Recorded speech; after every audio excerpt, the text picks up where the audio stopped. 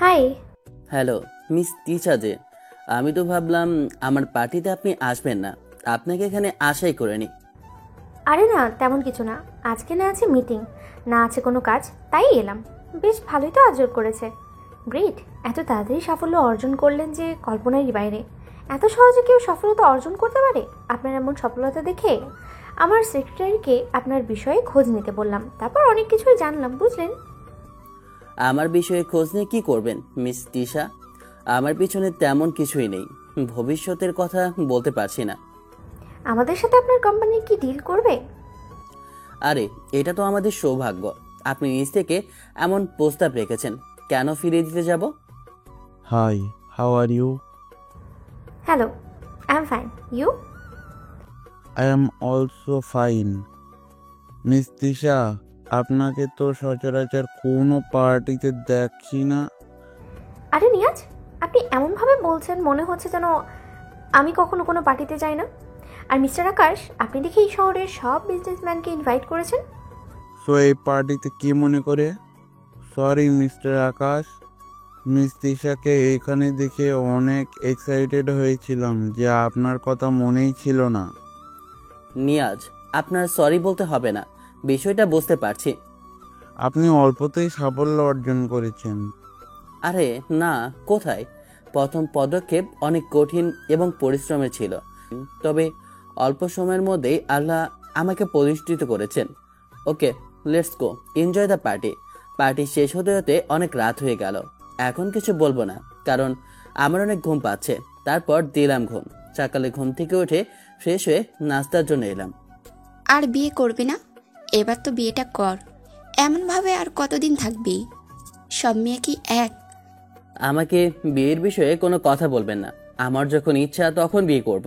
আমার একটা মিটিং আছে, আমাকে তাড়াতাড়ি যাওয়া লাগবে। তুই তো পুরোপুরি খেলি না, খাবার পুরো শেষ করে যা। তুই এমনভাবে বাইরে বাসায় থাকিস যে তোকে বাসায় পাওয়া যায় না। তোর সাথে যে কথা বলবো সেটার উপায়ও নেই। চেয়েছিলেন, প্রতিষ্ঠিত হয়েছি, এখন আবার এমনভাবে বলেন কেন? মানে আপনাদের সব কিছুতেই সমস্যা? বাসায় বসে থাকলে সমস্যা, আবার বাসায় না থাকলেও সমস্যা। অতিরিক্ত কাজ করলেও সমস্যা, আবার না করলেও সমস্যা। তুই এমনভাবে কথা বলিস কি জন্য? এখন ইনকাম করতে শিখে গেছিস, তাই বড় বড় কথা বের হচ্ছে মুখ দিয়ে, তাই তো? কিছু না বলে উপরে আমার রুমে চলে এলাম। এসে অফিসের জন্য রেডি হয়ে বেরিয়ে চলে এলাম গাড়ি নিয়ে। দীর্ঘশ্বাস ছেড়ে বললাম, হাই রে ফ্যামিলি। অফিসের দিকে আস্তে আস্তে দেখি মিস তিশা দাঁড়িয়ে আছে, হাতের ইশারা করে দাঁড় করাতে বলছে। আমার তারাও আছে, আবার উনিও দাঁড়াতে বলছে। সাইড করে গাড়ি দাঁড় করাতে মিস তিশা এলো। দরজা খুলে দিতেই উনি বললেন, হেই, আপনি প্লিজ একটু ড্রপ করে দেবেন। আচ্ছা ওঠুন। আমার কথা শুনে মিস তিশা সামনে উঠে বসলো। গাড়ি স্টার্ট দিয়ে বললাম, আপনার অফিস তো এই দিকে না? ও, মনে পড়েছে, আপনার নিউ অফিসে কাজ চলছে তো এই দিকে। বাহ, আপনি দেখে অনেক খবর রাখেন। এত তাড়া কিসের? হাতের ইশারা দেওয়া সত্ত্বেও চলে যাচ্ছেন? অফিসে 9:30টায় কয়েকজন ক্লায়েন্টের সাথে একটা মিটিং আছে। বুঝলাম। গতকাল আপনার ফ্যামিলির কাউকে তো দেখলাম না। হ্যাঁ, তারা বাসার ভিতরেই ছিল। ফ্যামিলিতে খুব বেশি সদস্য নেই। আমি, ছোট বোন, আমি, তারপর ছোট বোন, আর আমার আগে বড় একটা ভাই আছে। ও আচ্ছা, আপনি বিয়ে করেননি? করেছিলাম। কেন, কি হয়েছে এসব জানতে চাইবেন না। যদি কোনোদিন সময় হয় তাহলে বলবো। আপনার গাড়ির আবার কি হয়েছে? পেট খারাপ না মাথা খারাপ? হঠাৎ করেই নষ্ট হয়ে গেল, মনে হচ্ছে ডায়রিয়া হয়েছে। গাড়ি যতক্ষণে আসছে ততক্ষণে দেরি হয়ে যাবে, আর আমারও তাড়া আছে। বুঝলাম। দুজনে চুপ করে আছে। একটু পরে বললাম, আপনার নিউ অফিসের সামনে চলে এসেছি। থ্যাঙ্কস। ওয়েলকাম। তিশা নেমে যেতেই আমি চলে এলাম আমার অফিসে বেশ কিছুদিন পর। ম্যাডাম মিটিং থাকাকালীন মিস্টার আকাশের দিকে বারবার ঘুরে ঘুরে দেখছিলেন কেন? মনের ভিতর কি উড়ু উড়ু করছে সামথিং সামথিং? তেমনটাই বলতে পারেন। বেশ হ্যান্ডসাম আছে। Very handsome. আপনিও তো অনেক সুন্দর। আর যেহেতু পছন্দ হয়েছে তখন আপনার মনের ভাব প্রকাশ করেন। আরে এখানে ছোট্ট একটা কিন্তু আছে। আমার যেদিন গাড়ি নষ্ট হলো না, সেদিন ওনার সাথে কথা বলছিলাম। বিয়ে করেছে কিনা জিজ্ঞেস করতেই বলে বিয়ে করেছিলাম। করেছিলাম বলতে আমি বুঝলাম না। হয়তো বিয়ে হয়েছিল, পরে ডিভোর্স হয়ে গেছে। ডিভোর্স? সেটা ভালো তো, নাহলে ডিভোর্স হবে কেন? এমনভাবে ভাবলে অনেক কিন্তু আসবে। আপনার যদি তাকে পছন্দ হয়ে থাকে তাহলে একদিন জিজ্ঞেস করে নেবেন। কাজের এত চাপ, কখন কি করব ভেবে উঠতেই পারছি না, আর তার কি সময় হবে? আপনি তার সাথে কথা না বললে জানবেন কিভাবে? আগে তো আপনি তাকে জিজ্ঞেস করবেন। তার পার্সোনাল নাম্বারটা কালেক্ট করে দিও তো, এটা তোমার দায়িত্ব থাকলো। Okay ma'am. যাক বাবা, ডিলটা ফাইনাল হলো। কি যে একটা চাপের মধ্যে ছিলাম। 5 বছর আগে ছিল কি আর এখন হয়েছে কি, সবকিছু আল্লাহর দান। অফিসে বসে আছি, তখন আমার ম্যানেজার এলো। জি বলুন। স্যার, আপনি কি কাউকে ডেকেছিলেন? একজন ভদ্রলোক আপনার সাথে দেখা করতে এসেছেন।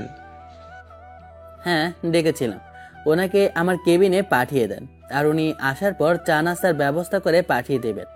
ম্যানেজার চলে গেল। একটু পরে উনি আসলে চেয়ার থেকে উঠে সালাম দিলাম। আসসালামু আলাইকুম স্যার, কেমন আছেন আপনি? ওয়ালাইকুম আসসালাম। আলহামদুলিল্লাহ ভালো। তোমার কি অবস্থা?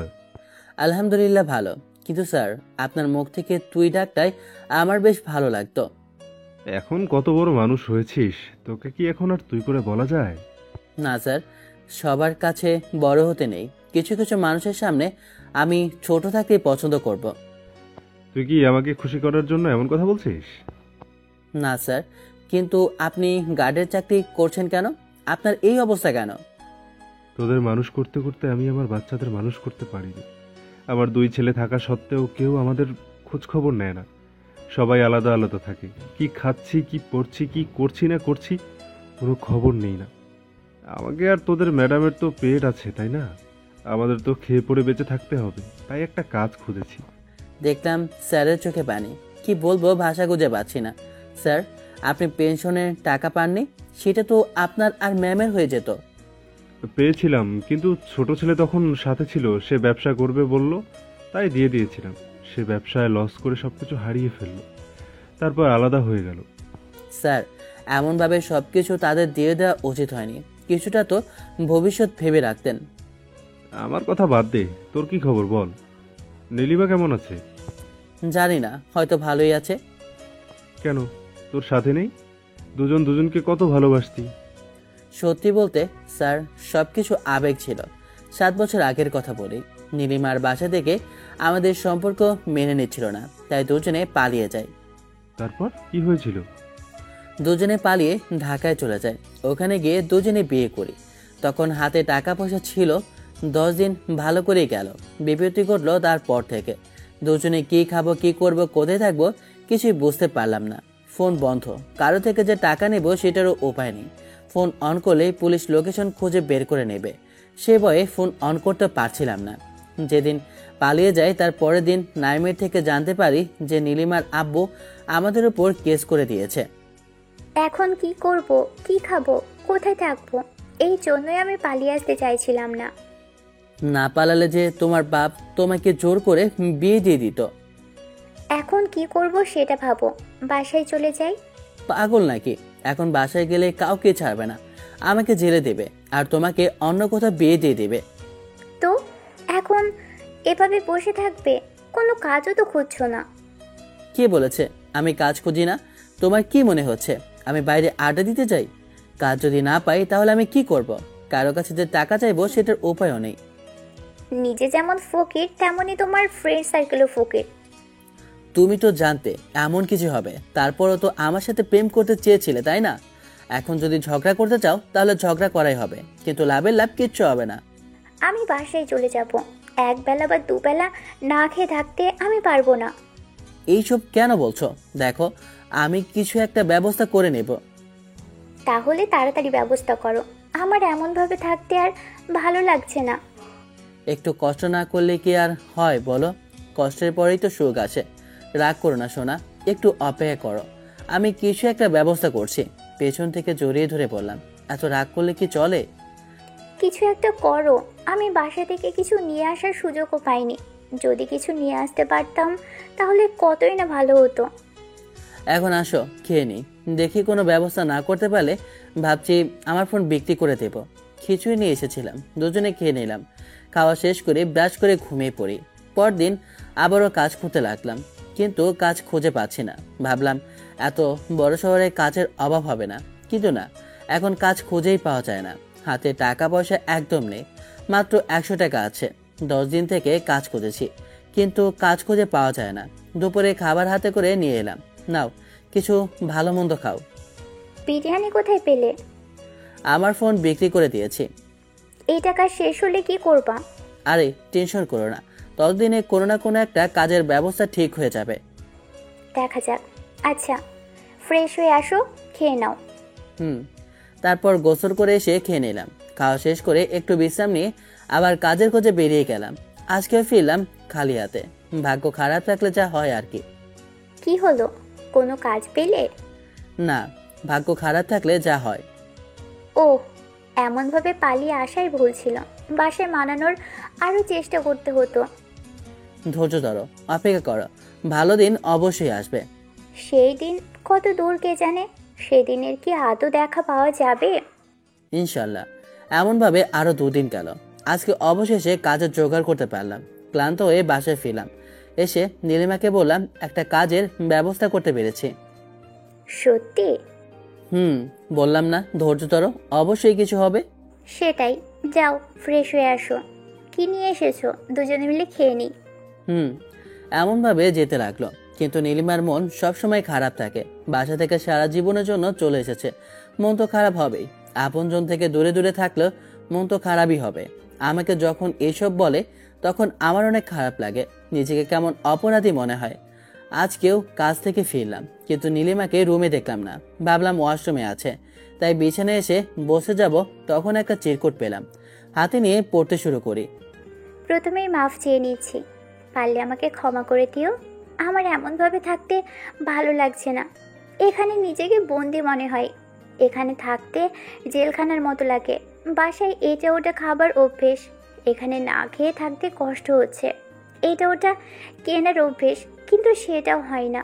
আর তোমার ফোন বিক্রি করার টাকাও শেষ, আর মাস শেষ হতেও অনেক দেরি।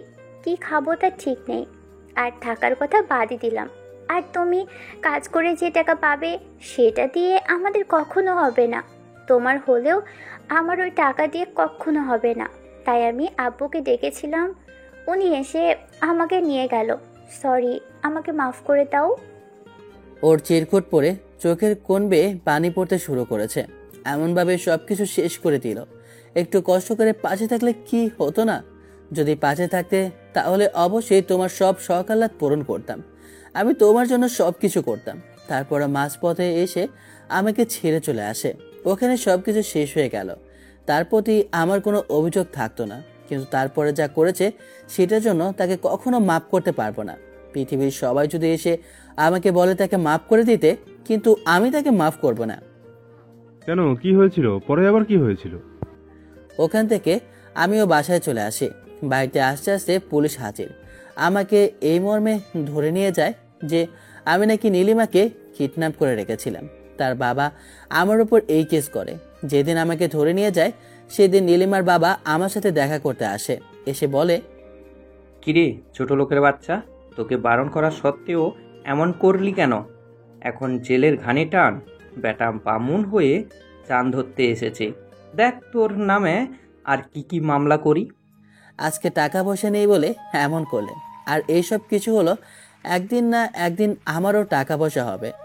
চুপ কর ফকিন্নির বাচ্চা, ছেঁড়া কাতায় শুয়ে লাখ টাকার স্বপ্ন দেখো? তুই তো যোগ্যতার ভিতরে স্বপ্ন দেখ।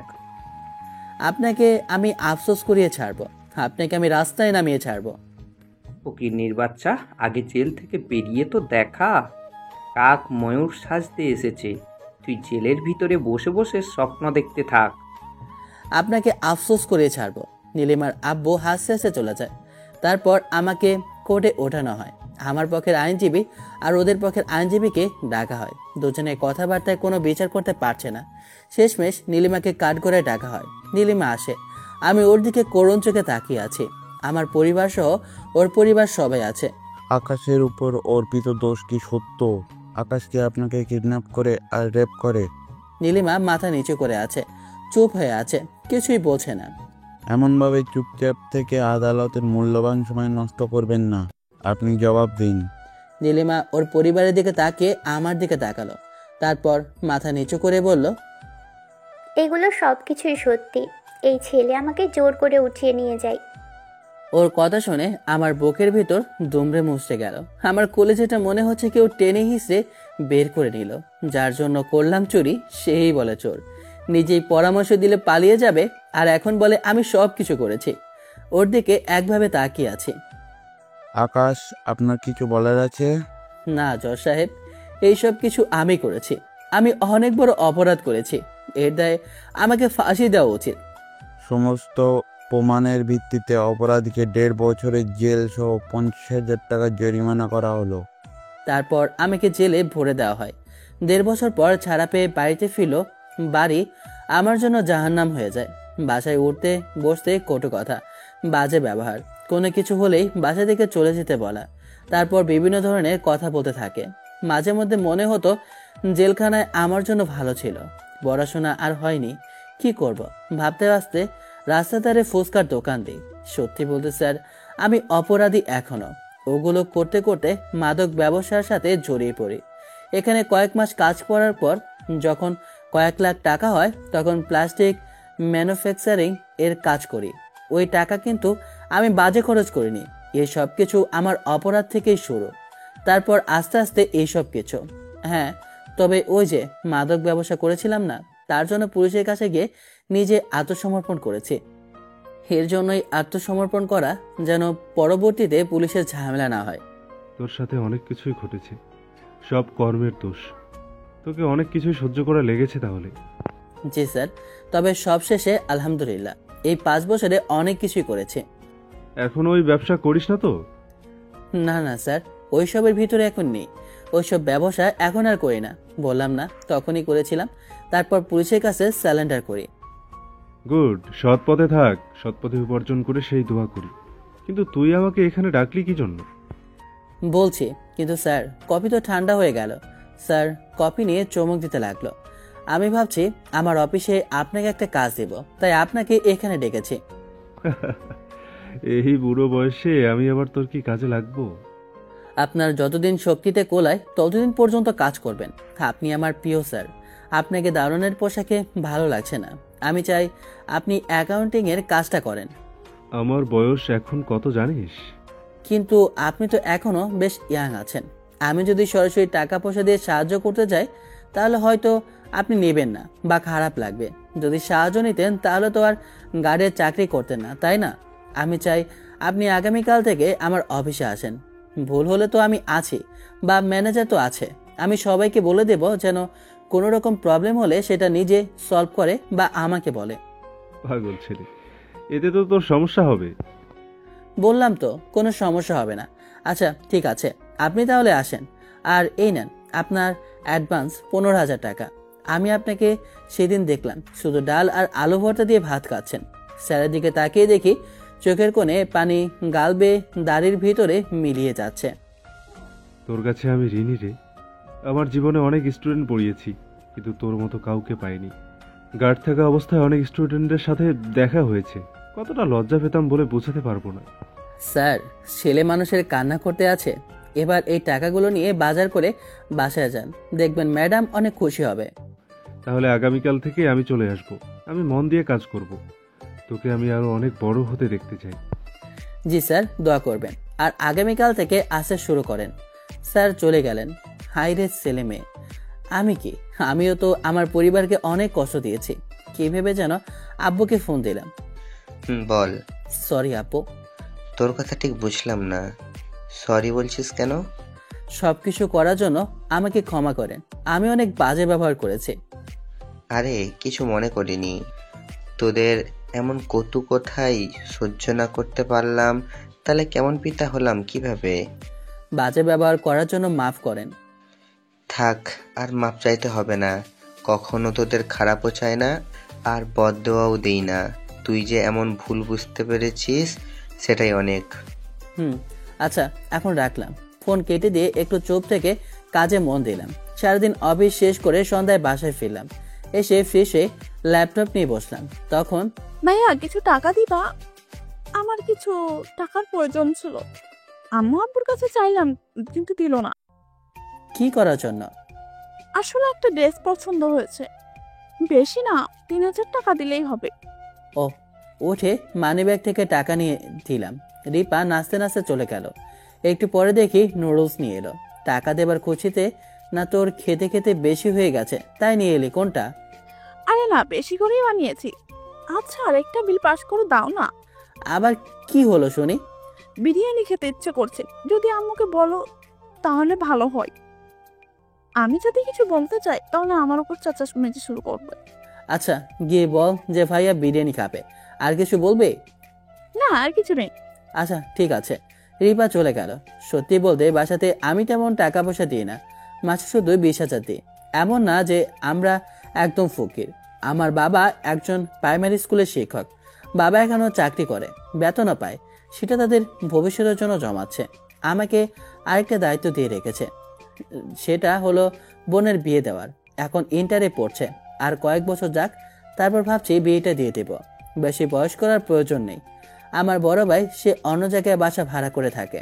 আমার ভাবির ব্যবহার ভালো না, তাই আম্মু তাদের আলাদা করে দিয়েছে। ভাইয়া আবার ইউরোপে থাকে, সেও বেশ টাকা পয়সাওয়ালা, তবে আমার মতো না। এই হচ্ছে ফ্যামিলি। একটা ফোন এলো, রিসিভ করে সালাম দিলাম। আসসালামু আলাইকুম। জি, কে বলছেন? আমি তিশা বলছি। আরে আপনি, কোনো সমস্যা হয়েছে মিস তিশা? না আসলে কিভাবে যে বলি। আরে আপনার মতো মেয়ে যদি ভয় পায় তাহলে কিভাবে হয় বলুন? এমনভাবে আমতা আমতা না করে বলে ফেলুন। বলছি কি, আগামীকাল বিকালে 1 কাপ চা খাওয়ার সময় হবে? দুধ চা হলে আমি আছি, না হলে কিন্তু আমি নেই। আর আপনি এত কিপটা, সামান্য একটা রং চা খাওয়াবেন? এটা তো জানা ছিল না। এটা কি পাবলিক জানে, না আমাকে নিউজ কনফারেন্স করে জানাতে হবে? আমার কথা শুনে হাসতে লাগলো। আরে এমনভাবে হাসলে গলা ফেটে যাবে। আরে না না, কোনো সমস্যা হবে না। এমনভাবে কবে যে হেসেছি মনেই পড়ছে না। বেশ মজার মানুষ আছেন। আরে না না, আমি একদম কঠোর। তা তো দেখতেই পাচ্ছি। আচ্ছা আপনি যা খাবেন তাই খাওয়াবো। মিস তিশা, এমনভাবে কখনো কোনো ছেলেকে বলবেন না, না হলে কিন্তু ফেঁসে যাবেন। না, আপনি তো দেখি বেশ বদমাইশও আছেন। আপনাকে রং চায়ের বদলে দুধ চা, কফি সব কিছুই খাওয়াবো। বুঝলাম, কিন্তু হঠাৎ এমনভাবে কেন ডাকলেন সেটা বুঝলাম না। আসবেন তারপরেই বলবো, এখন তো কিছুই বলবো না। তো কি করছেন? এই তো ছোট বোন নুডলস দিয়ে গেল, সেগুলোই খাচ্ছি আর অফিসে কাজ করছি। আপনি কি করেন? অফিসে বসে আছি, এখন অফিস থেকে বের হব। এখনো অফিসে? একটু কাজ ছিল তাই দেরি। আর কয়েকটা কথা, না থাক, আগামীকালকেই বলবো। আপনি কি যে টেনশনে রাখলেন বলে বোঝাতে পারবো না। আমার ঠিক মতো ঘুমই হবে না। আচ্ছা আসেন, এখনই দেখা করি। আরে না না, আগামীকাল বলবো। এত অধৈর্য হলে চলে? এত ধৈর্যহীন হওয়া পরেও এত দূর পর্যন্ত আসলেন কিভাবে বলেন তো? আরে না, আমার বেশ ধৈর্য আছে। ভাইয়া কার সাথে এমন ভাবে কথা বলো? ভাবি নাকি? আরে না না, বিজনেস পার্টনার। বিজনেস পার্টনার না লাইফ পার্টনার? মিথ্যা বলো কেন? তুই যাবি না লাথি মাইরা বের করব? আর কি বলতে এসেছিস তাড়াতাড়ি বল। আম্মু বিশ্বাস করছে না, তুমি গিয়ে পড়ো। উফ, আচ্ছা ঠিক আছে। এত মিথ্যা কথা বললে বিশ্বাস করব কিভাবে? উঠে বাইরে এসে বললাম, আম্মু বিরিয়ানি রান্না করো তো। আবার রুমে এসে ফোন হাতে নিয়ে গিয়ে দেখি ফোনটা কেটে দিয়েছে। চাপা মারার কাজ মেরে দিলাম। এটা যে না বললে ঘুম আসবে না, কিন্তু এত কিছু হবার পরেও মেয়ে মানুষকে নিয়ে চিন্তা করবে কি জন্য? কাজে মন দিলাম। কাজ শেষ করে উঠে নামাজ পড়ে এসে খাবার খেয়ে আবার একটু কাজ করে 11টার দিকে ঘুমিয়ে পড়লাম। পরদিন সকালে ঘুম থেকে উঠে অফিসে চলে এলাম। ম্যানেজারকে বললাম, স্যার এলে যেন সব কিছু বুঝিয়ে দেয়। বিকেলে একটা নাম্বার থেকে ফোন এলো, রিসিভ করে সালাম দিলাম। আসসালামু আলাইকুম। জি, কে বলছেন? জি আমি তিশা। এর ভিতরে সব কিছু ভুলে গেছেন? ও আপনি, সরি, আসলে নাম্বারটা ভুলে গেছে আর সেভ করা হয়নি, তাই আরও মনে ছিল না। 3 স্টারে চলে আসুন, আমি আপনার জন্য ওখানেই অপেক্ষা করছি। ওকে। আমি আধা ঘন্টা পর অফিস থেকে বের হব। ফোন কেটে কাজ শেষ করে গাড়ি নিয়ে চলে আসি 3 স্টার হোটেলে। এসে দেখি উনি একা একা বসে আছেন। মনে হচ্ছে পুরো কেবিন বুক করেছেন। হাই, কেমন আছেন? আসুন, বসুন। কি নেবেন? বাঘের দুধ চা না সিংহের? মুরগি হলে বেশ ভালোই হয়। আমি শেয়ার বিক্রি করব, আপনি নিতে চান? কত পার্সেন্ট? আর কেন বিক্রি করছেন? এতটা অভাব পড়ে গেল? নিবেন কিনা বলেন, না হলে অন্য কাউকে বলতে হবে। দেখি চিন্তা ভাবনা করে। আপনি কি এখানে এটা বলার জন্যই ডেকেছেন? মনে তো হচ্ছে না শুধু এটার জন্য ডেকেছেন। এটা ফোনে এবং অফিসে থাকা অবস্থায় বলতে পারতেন। এমনভাবে সেজে এসেছেন মনে হচ্ছে ডেটিংয়ে এসেছেন। বিষয়টা তেমনই। সত্যি বলতে এত পেঁচানোর প্রয়োজন নেই। আপনাকে আমার বেশ পছন্দ হয়েছে। সেই মনের ভাব প্রকাশ করার জন্যই এত আয়োজন। ফোনেও তো বলা যেত। আপনি কি জানেন আমি ডিভোর্সি? আপনার সেদিনের কথায় কিছুটা বুঝতে পেরেছিলাম। ডিভোর্সি হলে সমস্যা কোথায়? ওনার দিকে একটু তাকে মাথা নাড়িয়ে বললাম, অবশ্যই সমস্যা আছে। প্রতিটি মানুষের স্বপ্ন আছে বা থাকে যে যাকে বিয়ে করবে সে যেন তার বর অথবা বউকে প্রথম স্পর্শ করে বা ভালোবাসে। তা থাকে, কিন্তু মাঝে মধ্যে অনেক স্বপ্ন পূরণ হয় না। আর এমনভাবে বলছেন মনে হচ্ছে আপনি পচে সরে গেছেন। না, তেমনটা নয়। মানে কিভাবে কি সেটাই তো বুঝতে পারছি না। প্রথম দেখাতেই আপনাকে আমার পছন্দ হয়েছে। যে আমার গার্লফ্রেন্ড ছিল তাকে নিয়ে পালিয়েছিলাম, বিয়ে হয়েছিল, 20 দিনের সংসার হয়েছিল। অভাবের কারণে ভালোবাসা জানালা দিয়ে পালিয়ে তার বাবার কাছে আসে। ওর বাবা আবার আমার নামে কিডন্যাপ রেপ করার মামলা দেয়। সে সাক্ষী দেয়। তারপর 1.5 বছর জেল খাটতে হয়। বাসায় আসলে পরিবারের কটু কথা শুরু হয়। পরিবারের বিষয়ে না বলি, আরও অনেক কিছু আছে যেগুলো না বললেও চলবে। মানে শর্টকাটে সব কিছু বলে বুঝলাম যে অনেক কিছুই সহ্য করছেন। কোনো মেয়েকে বিশ্বাস হয় না, আর ভালোবাসার মায়েরে আমি কিভাবে বিশ্বাস করব বলেন? অ্যাজ এ বিজনেস পার্টনার আমার মনে হয় এইটাই ঠিক আছে।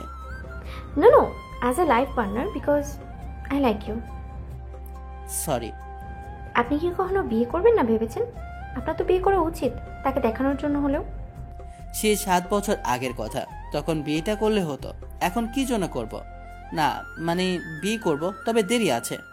বিয়ে করলে উন্নতি হয়, সব কিছুতে আল্লাহ বরকত দেয়। আপনি তো মনে হয় নামাজ পড়েন, তাহলে তো এদিকে টনটনে জ্ঞান থাকার কথা আপনার। নামাজ পড়ি, তার জন্য তো আপনাকে বউ হিসেবে মানতে পারবো না। আপনি ঘুরে এমনভাবে শাড়ি পরবেন আর চুল খোলা রাখবেন, তাহলে কি হলো? আমি ভালো, অবশ্যই ভালো কিছু খুঁজবো। একটা কথা কি জানেন, ছেলেরা গার্লফ্রেন্ড হিসেবে এমন খোলামেলা খোঁজে, কিন্তু বউ হিসেবে খুঁজতে গেলে পর্দাশীল, নামাজি, ধার্মিক খোঁজে। আমার কথা শুনে ওনার মুখটা চুপসে গেছে। আপনাকে অপমান করার জন্য বলছি না, যেটা সত্য কথা সেটাই বললাম। দেখেন, আমার যা যা ভুল হয়েছে সেগুলো শুধরানো সম্ভব না, কিন্তু ভবিষ্যতে যেন এইসব না ঘটে সেদিকে খেয়াল রাখি। আর সত্যি বলতে ইচ্ছে আছে, বিয়ে করলে ধার্মিক দেখে বিয়ে করব। এটাই ইচ্ছে। আর এই যে আপনার মুরগির দুধের চা চলে এসেছে। সত্যি আপনি দেখি অনেক কিপটা, শুধু চা দিয়ে সেরে নিলেন। এই যে মিস্টার, আমি কিপটা না, ওকে? আপনি যা খাবেন অর্ডার দিয়ে দেন। আচ্ছা ঠিক আছে, বেশি না, আমার জন্য একটা কোল্ড কফি আর বার্গার হলেই হবে। আর কিছু নেবেন না? তাহলে তো আমার বোনকে নিয়ে আসার প্রয়োজন ছিল। থাক, আমার জন্য হট কফি হলেই হবে। ওয়েটার চলে গেল। ওয়েটার যেতেই বললাম, দেখুন, আমাকে নিয়ে না ভেবে আপনি অন্য কোথাও অন্য কাউকে খোঁজেন। আমার পছন্দ তো আপনাকে বললাম, তাই না? তার ভিতরে আপনি তেমন না, আশা করি বুঝতে পেরেছেন। জি, বুঝলাম। আপনার ফ্যামিলিতে কয়জন আছে? আমি, ছোট বোন, আব্বু আম্মু এবং বড় ভাই। যদিও বড় ভাইয়া তার পরিবার সহ অন্য জায়গায় থাকে।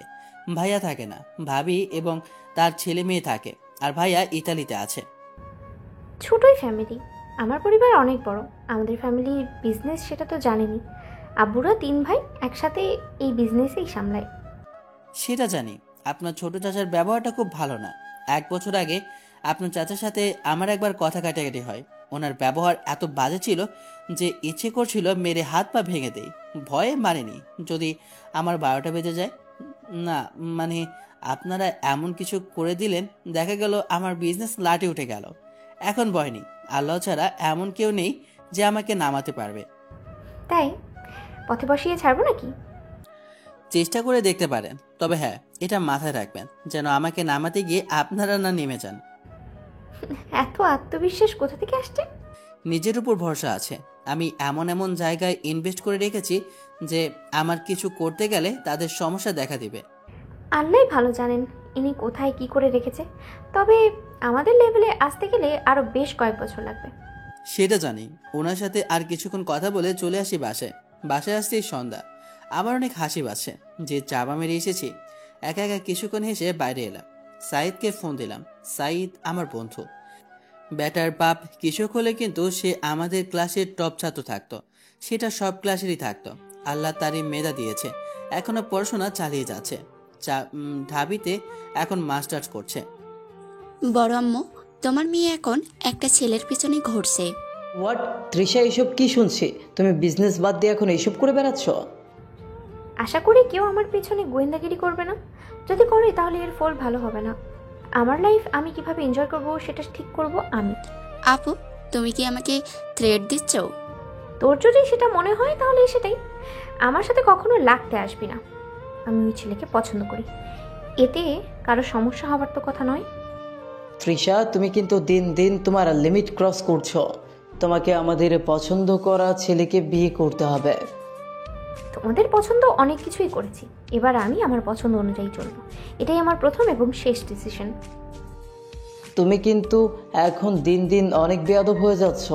তোমার নামে অনেক অভিযোগ আসছে যে তুমি বাজে ব্যবহার করো, আরও অনেক কিছুই কানে আসছে। তোমাকে চেয়ারম্যানের চেয়ারে এমনি এমনি বসায়নি। আমার কোনো কথা বলতে ইচ্ছে হচ্ছে না, মুড অফ, এবং I am tired, so don't disturb me, bye. দেখছো বড় আব্বু, আফুর ব্যবহার কেমন পরিবর্তন হয়ে গেছে। এখন কেমন যেন হয়ে গেছে। আগে কত ভালো ছিল, কিন্তু যবে থেকে চেয়ারম্যানের পদে বসিয়েছ তবে থেকেই এমন হয়েছে। এমন ব্যবহার করছে মনে হচ্ছে সব কিছু তার হাতে। ছেলেটাকে, তার বাসা কোথায়? ছেলেটা কে চেনি না, এর আগে দেখেছি বলেও তো মনে হয় না। আমি বিষয়টা দেখছি কি সমস্যা হয়েছে। তোদের এইসব নিয়ে চিন্তা করতে হবে না। চুপচাপ বসে আছি। রিপা এলো, এসে ঘুরঘুর করছে। কিরে, তুই আমার পাশে এমনভাবে ঘুরঘুর করছিস কেন? আবার কি চাই? একটা কথা বলবো, রেগে যাবে না তো? যদি না রাগ করো তাহলে বলবো। তোর পেটে কোনো কথা যে থাকবে না সেটা জানি। রাগ করলেও তুই বলবি, আর রাগ না করলেও বলবি। এমন ঘুরঘুর না করে বলে দে। আমার ফ্রেন্ড তৃপ্তি আছে না? থাক, তুই কি বলতে চাচ্ছিস সেটা ভালো করে জানি। আরে না, তুমি যে কথা বলছো সেটা না। ওর বাবা অ্যাক্সিডেন্ট করে 1 মাস থেকে বিছানায় পড়ে আছে। ওদের আয় রোজগার করার মতো কেউ নেই। আর ওর ছোট 2টা ভাই বোন আছে। ওদের কিভাবে চলবে সেটা ভেবে পাচ্ছে না। আমাকে বলছিল যে তোমার অফিসে কোনো কাজের ব্যবস্থা করে দিতে পারবা কিনা, সেটাই বলছিলাম আর কি। আমি বলেছি যে তোমাকে বলতে পারবো। আমার অফিসে বর্তমানে কাজ দেওয়ার কোনো পোস্ট খালি নেই। আমি কিভাবে কি করব? একটু দেখো না। আর মেয়েটাও অনেক সুন্দর এবং স্টুডেন্ট হিসেবে ভালো, আমাদের ক্লাসের সেকেন্ড গার্ল। আরে, আমার অফিসে কাজ থাকলে তো দিব। আচ্ছা, আমি দেখছি কোনো ব্যবস্থা করে দিতে পারি কিনা। আচ্ছা, তার সার্টিফিকেটটা আমাকে দিয়ে দে। পরীক্ষায় ফেল করা ছাত্র আবার অন্যের সার্টিফিকেট দেখবে? তোমার লজ্জা হয় না? চুপ, এইসব প্রকাশ করতে নেই। গোপন কথা গোপনই থাক।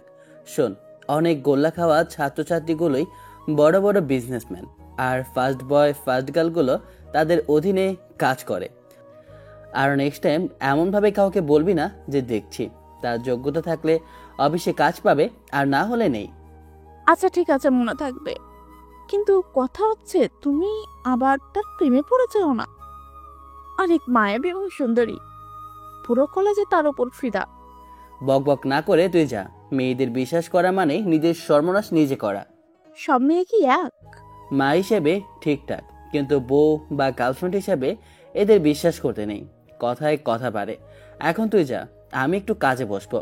রিপা চলে গেল। আমি বসে কাজ করতে লাগলাম। একটু পরে রিপা এলো, এসে বলল, ভাইয়া এই দেখো সার্টিফিকেট। আচ্ছা তোমাকে হোয়াটসঅ্যাপে পাঠিয়ে দিচ্ছি। আচ্ছা ঠিক আছে। রিপা চলে গেল। যাওয়ার সাথে সাথে হোয়াটসঅ্যাপে পিক পাঠালো। আমি সার্টিফিকেটটা দেখলাম। সব সাবজেক্টে A+। সব কিছু ঠিক আছে, কিন্তু তারে কি কাজ দেব? না ডিগ্রি পাশ করেছে, না অনার্স। আমার অফিসে তার কি কাজ হতে পারে? মাথায় আসে না কি করব। আচ্ছা, তৃষাকে ফোন দিব। না থাক, প্রয়োজন নেই। কি যে করি, ছোট বোনটাও না মাঝে মধ্যে এমন কাজ করে যে অনেক খারাপ হয়। রাতে খাবার সময় মায়া কি ভাবলে? মাঝে মধ্যে এমন কাজ করিস যে বলার মতো না। আমি মেয়েটাকে কি কাজ দেব? এখনো ইন্টার পাসই করেনি। আমার অফিসে বর্তমানে কোনো পোস্টও ফাঁকা নেই। আরে দেখো না, কোনো পোস্ট ফাঁকা হয়ে যাবে। আচ্ছা, আগামীকাল আমার অফিসে সিবি তৈরি করে যেতে বলবে। ওকে, ধন্যবাদ ভাইয়া। তারপর খাওয়া শেষ করে রুমে এসে একটু কাজ করে ঘুমিয়ে পড়ি। পরদিন অফিসে। আসসালামু আলাইকুম ভাইয়া। ওয়ালাইকুম আসসালাম। বসো, আর সিবিটা দাও। সত্যি মেয়েটা অনেক সুন্দর তো, ক্রাশ খাবারই মতো। কিন্তু থাক, সবকিছু খেতে নেই। এই নেন ভাইয়া। Sorry sir. It's okay. সিবির কি আর দেখবো। মেয়েটার সাথে কথা বলতে বলতে স্যার এলেন। বারণ করা সত্ত্বেও উনি পারমিশন নেন। স্যার আসেন। আকাশ, এই হিসাবটা বুঝতে পারছি না, মানে কোনোভাবেই মিলছে না। আচ্ছা দেন, আমি আসছি। স্যার আসসালামু আলাইকুম। কেমন আছেন আপনি? আমাকে চিনতে পারছেন? আমি তৃপ্তি। 7-এ থাকতে থাকতে আপনি স্কুল থেকে বিদায় নিলেন। তৃপ্তির কথা শুনে স্যার তার দিকে কিছুটা তাকিয়ে থেকে বললেন, চিনতে পারছি। বাহ, তুমি দেখি এখন অনেক বড় হয়ে গেছো। কেমন আছো? আমাকে ধরে বেঁধে চাকরিটা দিল। বললাম বয়স হয়েছে, এগুলো তেমন পারবো না, কিন্তু শুনলো না। তুমি এখানে কিভাবে? আমিও একটা চাকরির জন্য এসেছি। আব্বু অ্যাক্সিডেন্ট করে বাসায়। এদিকে আব্বুর চিকিৎসার বাসার খরচ দিয়ে টাকা পয়সা শেষ। পড়ার অনেক ইচ্ছে ছিল, কিন্তু ভাগ্য সহায় হলো না। ডাক্তার বলেছে পা কখনো ঠিক হবে না, হুইল চেয়ার ছাড়া চলাফেরা করতে পারবে না। খুব খারাপ হয়েছে। আল্লাহ মাঝে মধ্যে এমন সব পরীক্ষা নেই যে পাশ করা যায় না। আমিও তো সেটাই বলি স্যার, শুধু শুধু আমাকে আপনি বকতেন। আমার কথা শুনে স্যার আর তৃপ্তি মুচকি হাসলো। আচ্ছা স্যার, তৃপ্তিকে কি কাজ দেওয়া যায় বলেন তো? অফিসে তো কোনো পোস্ট ফাঁকা নেই। না আছে কাজের অভিজ্ঞতা, না আছে ইন্টার পাস করেছ। ডিগ্রি আর অনার্স তো দূরের কথা। আমি কিভাবে বলবো বলো? আচ্ছা, আমি ভেবে দেখছি। আপনি ফাইলটা রেখে যান, আমি দেখে ঠিক করে আপনার কেবিনে পাঠিয়ে দেব। স্যার মাথা নাড়িয়ে চলে গেল। বেশি কিছু না ভেবে ফাইলটা তৃপ্তিকে দিয়ে বললাম, এই ফাইলটার কোথায় কোথায় কোন হিসেবে ভুল আছে চিহ্নিত করো, তারপর ঠিক করো। ওখানে সোফা আছে, ওখানে গিয়ে বসো, তারপর ঠিক করো। আমার কথা শুনে জিজ্ঞেস দৃষ্টিতে তাকিয়ে আছে। কোনো প্রবলেম? আমি তো ফাইলের কিছু বুঝি না, একটু যদি দেখিয়ে দেন তাহলে ভালো হয়। আচ্ছা এখন যাও, যেখানে যেখানে সমস্যা হবে বলবা, বলে দেব। এখন গিয়ে তুমি দেখো আর ঠিক করো। তৃপ্তি চলে গেল। ওরে সোফায় বসতে বললাম, কিন্তু নিচে ফ্লোরে বসে ফাইল সোফায় রাখতে দেখে হেসে উঠলাম। আমার হাসির আওয়াজ শুনে আমার দিকে তাকাতে বললাম, আরে গর্ধব, নিচে বসো কেন? এই শোনেন, আমি গর্ধব না, আমি যথেষ্ট বুদ্ধিমতী নারী। আমি ওভাবে বসে থাকতে পারি না। আচ্ছা, তোমার যেমন ভাবে সুবিধা হবে সেভাবেই দেখো। তৃপ্তি দেখতে লাগলো। আমি আমার কাজে মন দিলাম। মাঝে মধ্যে তৃপ্তির দিকে তাকিয়ে দেখি সেভাবেই বসে আছে, আর চোখ দুটো ফাইলের দিকে। মাঝে মধ্যে কলম দিয়ে মার্ক করছে। 2 ঘন্টা পরে ফাইল নিয়ে এলো, এসে বলল, এই নেন স্যার, ভুলগুলো মার্ক করেছি এবং ঠিক করেও দিয়েছি। আমি ফাইল নিয়ে দেখতে লাগলাম। দেখা শেষ করে বললাম, ঠিক আছে, তবে অনেক সময় নিয়ে কাজ করেছ। এত সময় নিয়ে কাজ করলে তো হবে না। আমি নতুন না, আগে কি তেমন আইডিয়া ছিল নাকি এই সম্পর্কে?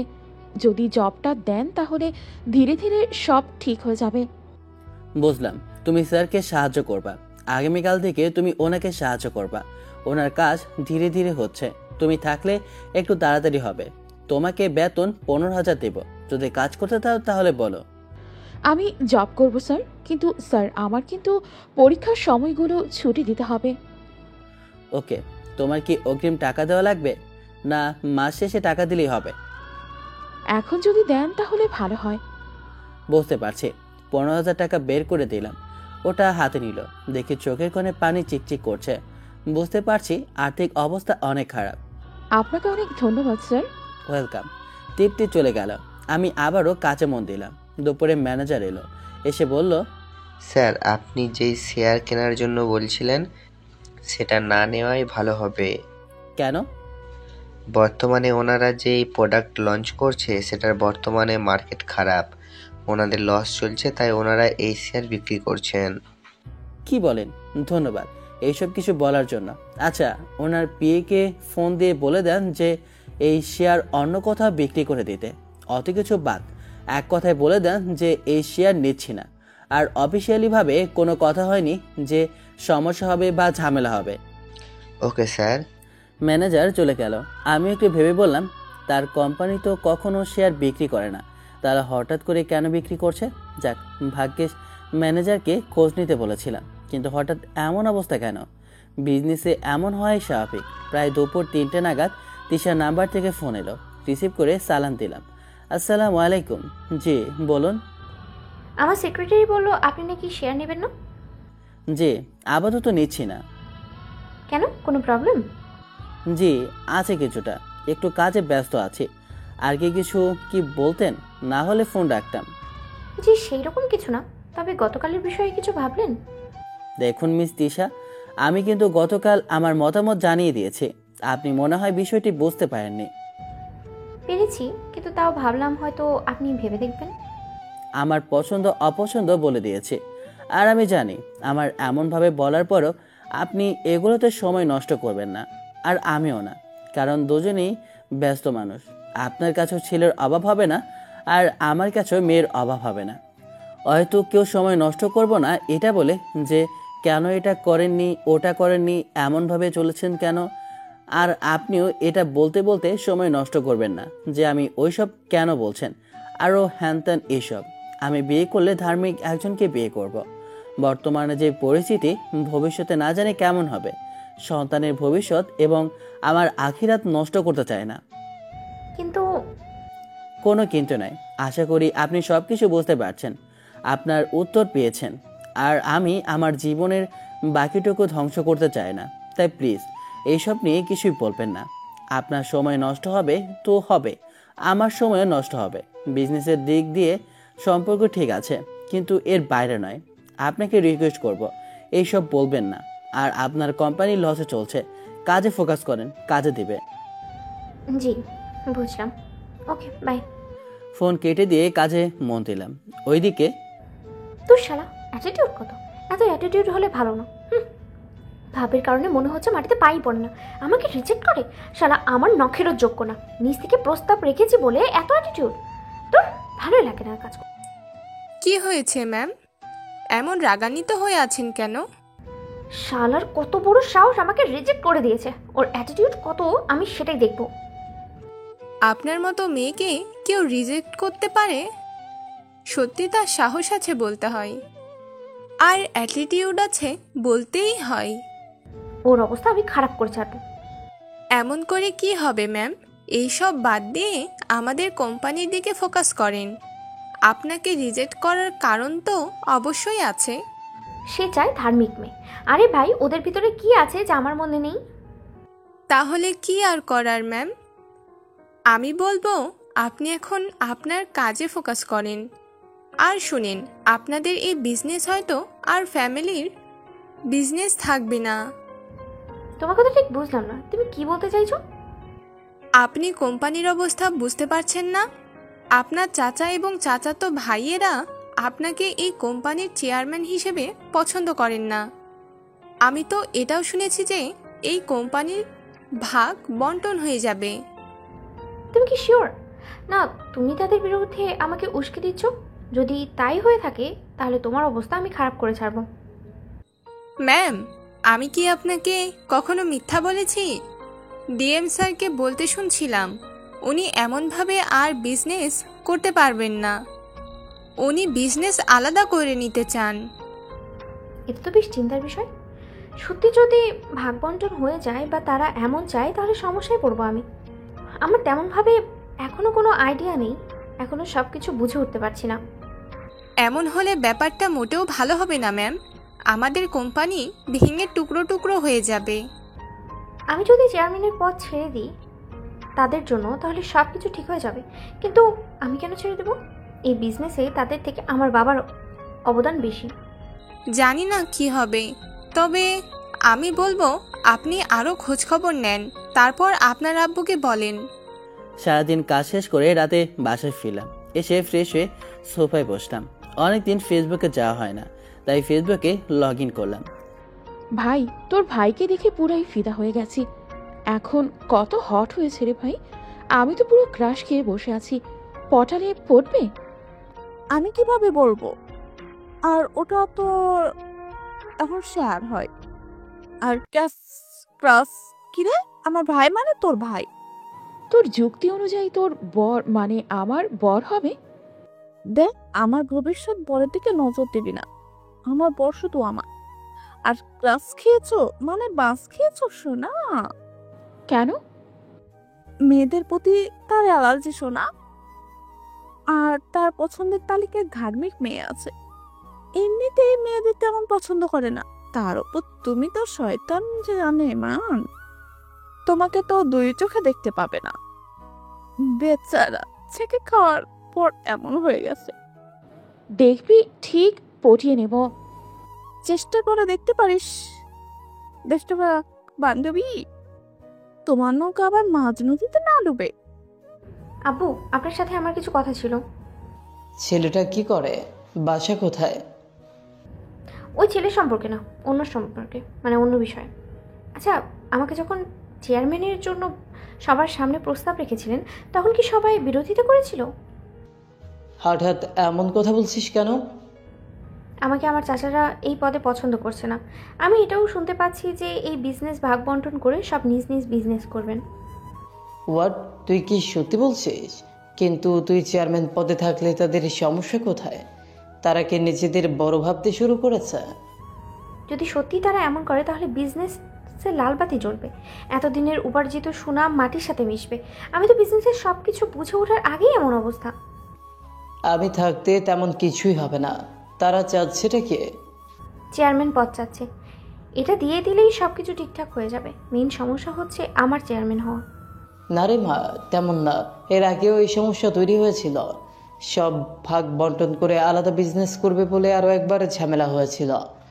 সম্মিলিতভাবে অনেক বিজনেস হয়েছে, এখন আলাদা হয়ে যাওয়াটাই ভালো। রাতে খাবার খাওয়া শেষ করে রুমে এসে শুয়ে পড়লাম। এমনভাবে বেশ কিছুদিন চলে গেল। এই তৃপ্তি, তুমি তোমার নজর ঠিক করো, আমার এইসব পছন্দ না। কি যে বলেন না স্যার, আমি আবার কি বললাম যে এমনভাবে বলছেন? দেখুন, মিথ্যে অপবাদ দেবেন না। আমি কি বুঝি না তোমার নজর কেমন? এমনভাবে তাকিয়ে লাভ হবে না, এইসব আমার পছন্দ নয়। আপনি বিয়ে করবেন না? কানের নিচে তীব্র 2টা থাপ্পড়, বিটিভির মতো ঝিরঝির করবে। দিন দিন তো দেখি তোমার সাহস বেড়ে যাচ্ছে। Sorry sir. আচ্ছা, ফাইলে সাইন শেষ হলে দেন, নিয়ে যাই। চোখের মাথা খেয়েছো নাকি? দেখো না তোমার সামনেই রাখা আছে। কত খরচ! এমনভাবে ধমক দিয়ে দিলে ভয় করে না বুঝি? তৃপ্তি ফাইল নিয়ে মাথা নিচু করে চলে গেল। ফাজিল মেয়ে কেমন বদনজরে তাকায়। কি করবেন ম্যাম এখন? আমি বলেছিলাম না আপনার চাচারা আপনাকে পছন্দ করে না। আমি এই পথ ছাড়ব না। তারা কিভাবে সব কিছু ভাগ করছে সেটাই দেখব। যদি তেরা বেঁকা হয় তাহলে তাদের খবর আছে।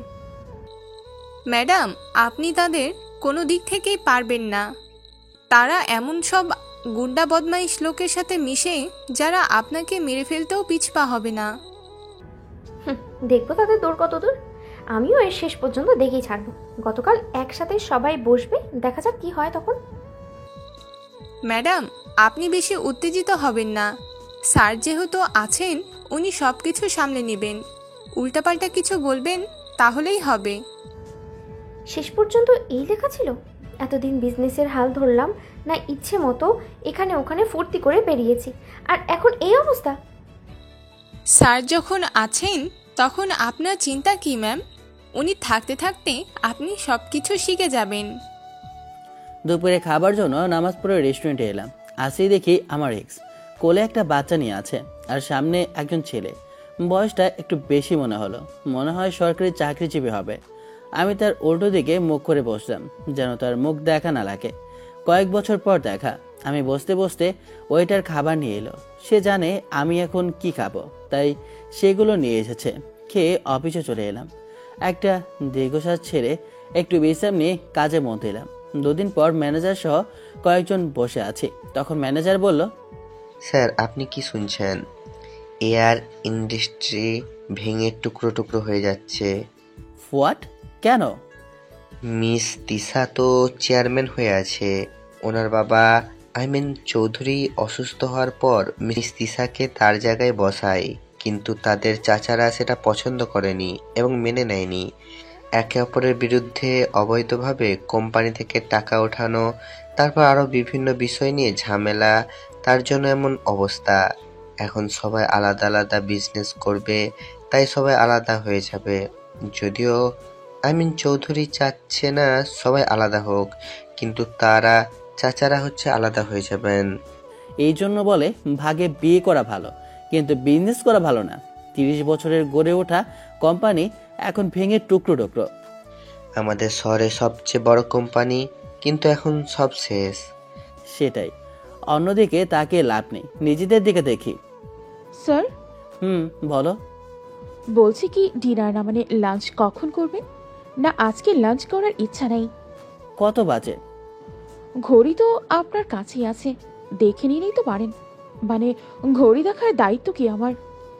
রেগে তৃপ্তির দিকে তাকিয়ে দেখি মিটমিট করে আসছে। দিন দিন তো দেখি এই মেয়ের সাহস বেড়েই চলেছে। এত সাহস পাচ্ছে কোথায়? এখন গুরুত্বপূর্ণ কাজ আছে, তুমি যেতে পারো।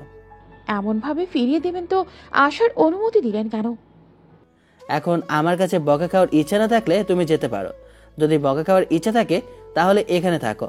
বেশি রাগালে কানের নিচে 2-1 থাপ্পড় দিতে পারি। আচ্ছা, আমি কি আপনার জন্য খাবার নিয়ে আসবো? পরে খেতে যাব, এখন ডিস্টার্ব না করে তুমি যাও। আচ্ছা ঠিক আছে স্যার। তৃপ্তি চলে গেল। তৃপ্তি যেতেই ম্যানেজার বলল, স্যার, আপনাদের কথাবার্তা শুনে মনে হচ্ছে আগে থেকে একে অপরকে চেনেন। আমার ছোট বোনের বেস্ট ফ্রেন্ড। আমার মনে হয় মেয়েটা আপনাকে পছন্দ করে। সেটা বলতে পারছি, ওইসব বাদ দিয়ে বলেন কাজের অবস্থা কেমন? আগের থেকে আলহামদুলিল্লাহ অনেক ভালো। আগে অ্যাকাউন্টিং এর সমস্যা হতো, কিন্তু এখন আর হয় না। আগের থেকে কাজের গতি বেড়েছে। আলহামদুলিল্লাহ, কাজ করতে থাকেন ম্যানেজার সাহেব। তারপর ওনার সাথে কিছুক্ষণ কথা বলার পর বললাম, যান এবার লাঞ্চটা সেরে নেন। ম্যানেজার চলে গেল। আমিও লাঞ্চ করার জন্য বাইরে এলাম। বিকেলে অফিস থেকে বের হতে যাব, তখন একটা ফোন এলো। রিসিভ করে সালাম দিলাম। আসসালামু আলাইকুম। জি বলুন। ওয়ালাইকুম আসসালাম, কেমন আছো? অতি পরিচিত কণ্ঠ। কোনো উত্তর না দিয়ে ফোনটা কেটে দিলাম। ওর সাথে কথা বলার বিন্দু পরিমাণ ইচ্ছে নেই। ফোন কেটে পকেটে রাখতে যাব, তার আগে আবার ফোনটা বেঁচে উঠলো।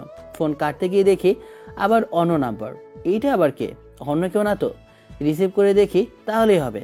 রিসিভ করতেই, আপনি কি আমার সাথে দেখা করতে পারবেন? জি, আপনি কে বুঝলাম না। আমি তিশা বলছি, আপনি কি মূল্যবান সময় নষ্ট করে একটু সময় দেবেন? হঠাৎ এমনভাবে কথা বলছেন কেন? আমি অফিসে আছি, এখনো অফিস থেকে বের হয়নি। আচ্ছা, আপনি কখন সময় দিতে পারবেন বলেন তো? আপনি যখন সময় পাবেন তখনই কথা বলবো। এই, আপনার কোনো মতলব নেই তো? দেখেন আমি ওই রকম ছেলে না। আরে দূর, তেমন না। আচ্ছা, আপনি অফিসে আছেন কতক্ষণ? আমি আরও বেশ কিছুক্ষণ আছি। এখন একটু নাস্তার জন্য বাইরে বের হচ্ছে। আচ্ছা, আপনি আমার অফিসের সামনে যে ক্যাবে আছে ওইখানে চলে আসেন। ওকে। আচ্ছা ভাই, আমি একটু পরেই ওখানে আসছি, এসে আপনাকে ফোন দেবো। ওকে। তারপর নাস্তা শেষ করে আবার অফিসে এলাম। এসে কাজ করতে শুরু করি। প্রায় ঘন্টা দেড়েক পরে তিশার নম্বর থেকে ফোন এলো। রিসিভ করে ক্যাফেতে বসতে পড়লাম। একটু পরে অফিস থেকে বেরিয়ে তালা ঝুলিয়ে চলে আসি ক্যাফেতে। দেখি বসে বসে কফি খাচ্ছে। গিয়ে সামনের চেয়ারে বসে বললাম, জি বলুন, কি বলবেন? কার সাথে দেখা হলে আগে জিজ্ঞেস করতে হয় কেমন আছেন। আচ্ছা বলুন, কেমন আছেন? ভালো, আপনি? আলহামদুলিল্লাহ ভালো। এবার বলেন কি জন্য এমনভাবে ডাকলেন? দেখেন, আমি আমার দিক থেকে পরিষ্কার করে বলে দিয়েছি, এরপরেও যদি ওই টপিক তোলে তাহলে কিন্তু আমি চলে যাব। আপনার কি মনে হয় আমি আপনাকে সেই জন্য ডেকেছি? আর কোনো কথা থাকতে পারে না? আমি আপনাকে আর কিছু বলার জন্য ডাকতে পারি না? তাছাড়া আমাকে এর বাইরে কিছু বলবেন বলে তো মনে হয় না, কিন্তু আমাকে এর বাইরে আর কিছু বলার মতো থাকতেই পারে না। আপনি কি কিছু শুনেছেন? আমার ম্যানেজার থেকে শুনলাম, কিন্তু আমি কি সাহায্য করব? আপনি উকিলের কাছে যান। তো এই ছেলে বলে বেশি। আপনাদের কোম্পানি ভাগ হয়ে যাচ্ছে, আগামীকাল মনে হয় হয়েই যাবে। আমি চাই আপনি পার্টনার হিসেবে পাশে থাকেন। একটা কথা আছে, ব্যবসা ভাগে করার চেয়ে বিয়ে ভাগে করা উত্তম। দুঃখিত ম্যাডাম, আমি এর ভিতরে নেই। আগে যেমন আমার থেকে কাঁচামাল নিতেন, আর বিভিন্ন জিনিস নিতেন সেভাবে নেবেন। নেওয়া দেওয়া চললে কোনো সমস্যা হবে না, কোনো ঝামেলাও হবে না, একেবারে হ্যান্ড টু হ্যান্ড। হাতে হাত রাখবেন বলছেন? আচ্ছা, আমি হাত এগিয়ে দিলাম, এবার হাত রাখেন। দুঃখিত, এটাও করতে পারছি না। আর কথা আছে নাকি বলেন? আরে মিস্টার, এত তাড়া কিসের বলেন তো? এত কাজের ভিতরে থাকলে বাকি সব কিছু এনজয় করবেন কিভাবে? বুঝলাম, কিন্তু আমি লাইফটা বেশ ভালোভাবে এনজয় করছি। লাইফে একটা প্যারার প্রয়োজন আছে, তবে প্যারা লাইফে নিয়ে আসতে আরও দেরি আছে। এই ছেলে মানুষদের না একটাই সমস্যা, কিছু খাবেন না এমনভাবে চুপচাপ বসে থাকবেন। যদি না খান তাহলেও কোনো সমস্যা নেই, আমার টাকা বাঁচবে এবং আমি উপকৃত হইব। কি খাবো বলেন? খাবার মতো কিছুই নেই। কি যে বলেন, কত কিছু খাবার আছে। আচ্ছা, সে যাই হোক, বিজনেস সম্পর্কে আমার তেমন কোনো আইডিয়া নেই। বিজনেস বুঝতে বুঝতে এমন হয়ে গেল। আপনার আব্বু আছে এবং আপনার ভাই আছে, সমস্যা কোথায়? আর আপনার আব্বু যখন এখনো আছে, সমস্যা হবার কথা নয়। আপনি এই বিজনেসের কারণে শুধু আসেননি, অন্য কারণে আসেন, দাঁত ছিঁড়ে কাশুন মিস তিশা। আপনাকে দেখতে ইচ্ছে হলো তাই চলে এলাম। আচ্ছা, আপনি এমন কেন বলেন তো? আমি কিছু বললাম না, চুপ করে বসে থাকলাম। তিশা তার মতো করে খেয়ে যাচ্ছে। আমি ভাবলাম আপনি হয়তো গুরুত্বপূর্ণ কিছু বলবেন, তাই এলাম, কিন্তু এসে দেখি অন্য বিষয়। থুর, এর ফাঁদে আর পা দেওয়া যাবে না। কি হলো, এমন চুপচাপ আছেন যে? এমনভাবে সময় নষ্ট করার কোনো মানে আছে? আরে আকাশ সাহেব, কাজ বাদেও পৃথিবীতে অনেক কিছুই আছে, বুঝলেন? আপনি এখন যেগুলো করছেন সেগুলো পার করে আমি এসেছি। এখন এইসবের কোনো প্রয়োজন নেই, টাকাই সব কিছু। জি বুঝলাম। বিয়ে কবে করবেন? এই মেয়ে আমার পেছনে পড়লো কেন বুঝলাম না। বাংলাদেশে কি ছেলের অভাব পড়লো? আমি তো বলেই দিয়েছি তাকে আমার পছন্দ না, তারপরও কেন যে এমন করে বুঝি না। আচ্ছা, আমার কয়েকটি ছবি তুলে রাখেন যেন আর এমনভাবে না তাকাতে হয়। ফোন বের করেন, আমি পোজ দিচ্ছি। না থাক, তার প্রয়োজন নেই, আপনার ছবি অলরেডি আমার কাছে আছে। এই মেয়ের প্রবলেম কি বুঝলাম না। এনাদের পাবনায় পাঠানো উচিত। ওনার সাথে কথা বলতে বলতে ওনার খাওয়া শেষ আর আমার কফি এলো। প্রথম চুমুক দিয়ে বললাম, আমার মনে হচ্ছে আপনার মাথায় সমস্যা হয়েছে। হঠাৎ এমন মনে হবার কি মিস্টার? মাথায় সমস্যা না হলে কি এমনভাবে আমার পেছনে পড়তেন?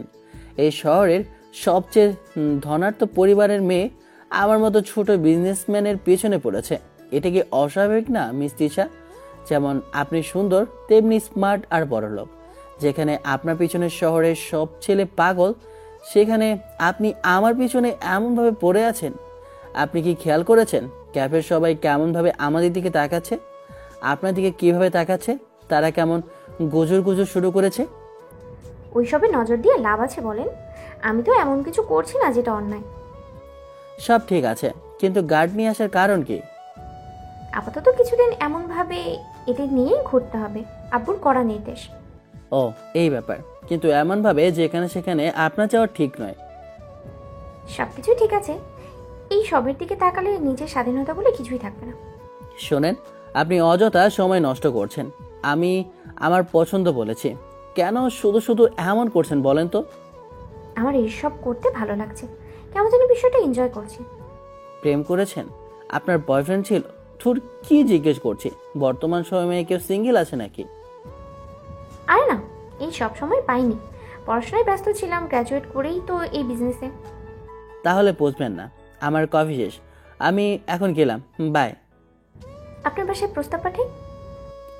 কোনো কাজ হবে না। শুনুন মিস, ছেলের অভাব পড়েনি। আমি বলছি তো আপনার এইসব পছন্দ না। আমি কেমন মেয়ে পছন্দ করি বলেছি তো নাকি? তারপরেও কেন যে এমন করেন বুঝি না। আমার ভালো লাগছে। আচ্ছা, আমি কি খারাপ মেয়ে? এমন পোশাক পরলে কি মানুষ খারাপ হয়ে যায়? আপনার সাথে এইসব সম্পর্কে কথা বলার বিন্দু পরিমাণ ইচ্ছে নেই। আহা বলুন না, আপনি বলবেন আমি শুনবো, তাই তো আপনাকে এখানে ডেকেছি, তাই না? কেন শুধু শুধু আপনাকে এখানে ডাকবো বলেন? আমার কফি খাওয়া শেষ, আমি এখন যাচ্ছি। আরে বসে, আপনার জন্য তো বাঘের দুধের চা অর্ডার দিয়েছি, খেয়ে তারপরেই আপনি যাবেন। আপনি কি এখন পর্যন্ত কেউ সুহাসিনী উপাধিনী দিয়েছে?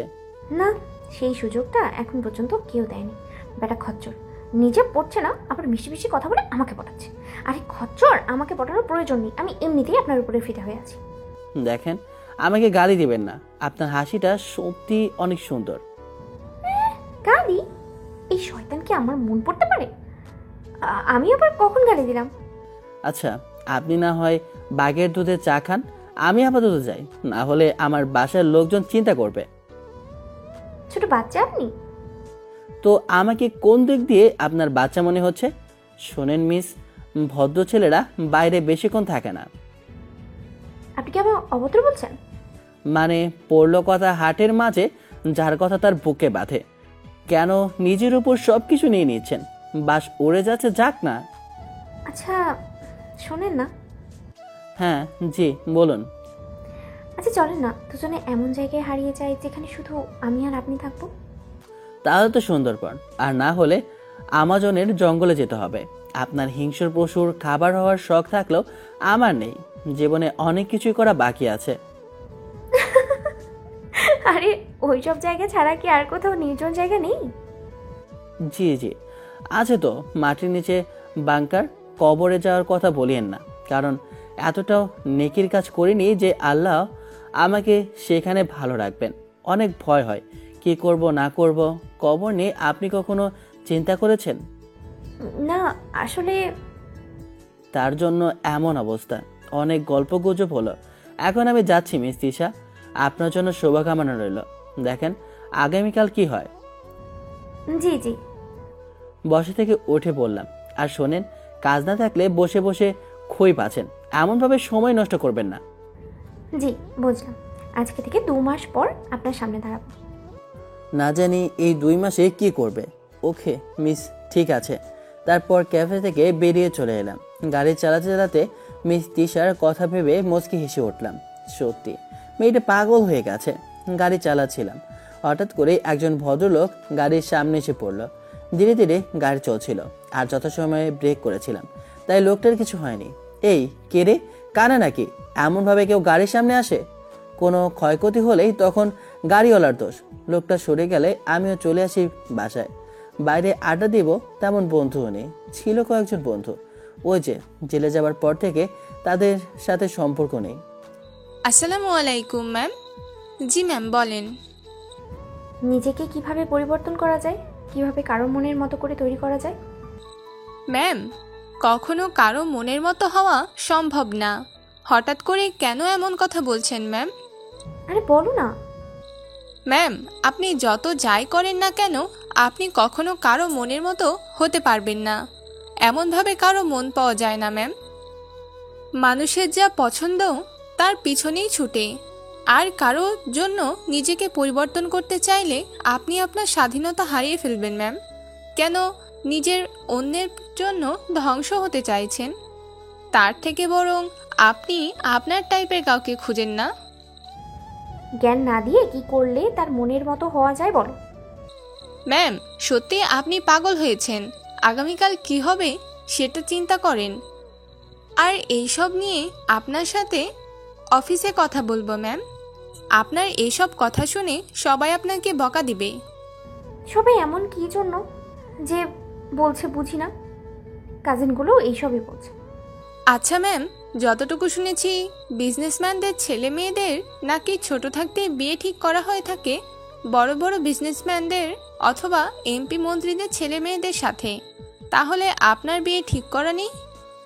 না, আমার কোনো বিয়ে ঠিক করা নেই, তবে আমার ছোট ভাইয়ের বিয়ে ঠিক করা আছে আব্বুর বিজনেস পার্টনারের মেয়ের সাথে। তার জন্য এমন অবস্থা হয়েছে। স্যার, মানে আপনার আব্বু এটা খুব বড় ভুল করেছেন। আরে বিয়ে ঠিক করা থাকলে কি বিয়ে করে নিতে হবে নাকি? তাকে যদি আমার পছন্দ না হতো তাহলে কখনোই তাকে বিয়ে করতাম না। আমি আমার পছন্দ অনুযায়ী বিয়ে করতাম এবং এখনও করব। জি বুঝলাম। ভালোবাসা পেতে এত কিছু করার কি প্রয়োজন আছে? আপনি বললে কত ছেলে লাইন নিয়ে দিবে তা ঠিক নেই। এত কাঠখড় পোড়ানোর কি আছে বলেন ম্যাম? আপনাকে যে ভালোবাসবে আপনার সবটা জেনেই ভালোবাসবে। আপনার ভালো দিকটাও ভালোবাসবে, আপনার খারাপ দিকটাও ভালোবাসবে। আমি যা বুঝি তুমি তা বুঝবে না, আর তুমি যেটা বুঝো সেটা আমি বুঝবো না। আচ্ছা থাকো, এখন আমি বাসায় যাই। Bye bye. আব্বু, তোমার জামাইয়ের চাকরি চলে গেছে। হোয়াট? কিভাবে? ঘুষ খেতে গিয়ে ধরা পড়ে গেছে, চাকরি চলে গেছে। এখন কি করব বুঝতে পারছি না। আর একটা চাকরি খুঁজতে বল, বসে থাকলে তো চলবে না।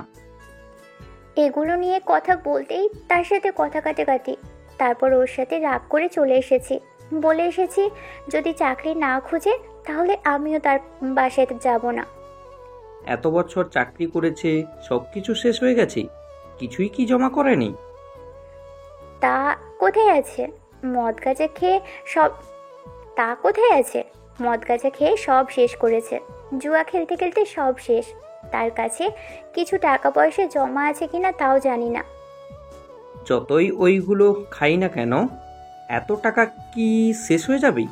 আরে অবশ্যই কিছু না কিছু জমা আছে, ধৈর্য ধর, দেখবি সব কিছু ঠিক হয়ে যাবে। তোমার জন্য আমার এমন অবস্থা হয়েছে। বড়লোক ছেলে দেখে বিয়ে দিলেও তার মন ছোট লোক। কত অত্যাচার সহ্য করেছি তার ঠিক নেই। বললাম ঠিক হয়ে যাবে, ঠিক হয়ে যাবে, কিন্তু কয়লা কি ধুলে ময়লা যায়? যৌতুকের জন্য অত্যাচার, খাবার খারাপ হলে অত্যাচার, সব কিছুতেই মারধর করে। তুমি এমন এক মানুষের সাথে আমার বিয়ে দিয়েছো যে আমার জীবন ধ্বংস করেছে। তার বাসায় বউ বাচ্চা থাকার সত্ত্বেও একাধিক মেয়ের সাথে অ্যাফেয়ার করেছে। ভাগ্যে ছিল তাই এমন হয়েছে, কি করব বল? আমি তো তোর ভালোর জন্য এমন করেছি। আমি আর এসব মানসিক যন্ত্রণা সহ্য করতে পারবো না। আমার সেই শক্তি এখন নেই। পারি না যে আত্মহত্যা করি। আমার ছেলের দিকে তাকিয়ে পারছি না, না হলে কবে যে এমন করতাম তা ঠিক ছিল না। শান্ত হ, দেখ কি করবি বল, এখন সব কিছু হাতের বাইরে। আমি ওই ঘুষখোরের সাথে থাকতে পারবো না। আমি তার থেকে ডিভোর্স নিয়ে নিব। তোমাদের সাথেও থাকবো না, আমি আলাদা বাসায় থাকবো। আর কাজ করে আমি আমার ছেলের জীবন চালাবো। একটু শান্ত হ, এমনভাবে ডিসিশন নিস না। জীবন চালানো এত সহজ নয়। আপনি আমাকে অর্ধেক হত্যা করেছেন, বাকিটাও কি হত্যা করতে চাইছেন? আমি মরে গেলেই মনে হচ্ছে আপনাদের সবার জন্য ভালো হবে। এমনভাবে যদি আমাকে হত্যাই করবেন তাহলে তখন কেন আমাকে ভয় দেখিয়ে মিথ্যা সাক্ষী দিতে বললেন? আকাশ তো আমার জন্য সব কিছু করতে রাজি ছিল, আমার ভালো থাকার জন্য সব কিছু করতেই প্রস্তুত ছিল। মধ্যবিত্ত ছিল বলে আপনি অনেক অভিনয় করে মামলা দিলেন, আমাকে দিয়ে মিথ্যা সাক্ষী দেওয়ালেন, জেলে দিলেন, জরিমানা করলেন। আবার জেলে থাকা অবস্থায় মাঝে মধ্যে পুলিশকে দিয়ে টর্চার করালেন। আমাকে এটা বললেন যে আপনার কথা শুনলে কিছুই করবেন না। তার সাথে অন্যায় করার জন্য তো এতটুকু প্রাপ্যই ছিল। আজকে তার অবস্থান কোথায় পৌঁছে গেছে? আপনার মতো 2 টাকার বড়লোক তার ধারে কাছেও নেই। যদি সেদিন আপনার সাথে না আসতাম, আপনার কথা না শুনতাম, তাহলে হয়তো আজকে আমি অনেক খুশি থাকতাম। আমার জীবনটা অনেক সুন্দর হতো। আস্তে আস্তে সব কিছু ঠিক হয়ে যাবে। এখন আর কিছুই হবে না। বেবি নেওয়ার আগে আপনাদের সব কিছু বললাম, কিন্তু বললেন যে সব কিছু ঠিক হয়ে যাবে, কিন্তু কিছুই ঠিক হলো না। আমি যদি তার সাথে উচ্চস্বরে কথা বলি তার জন্যেও আমাকে মারে, বিভিন্নভাবে আমাকে টর্চার করে।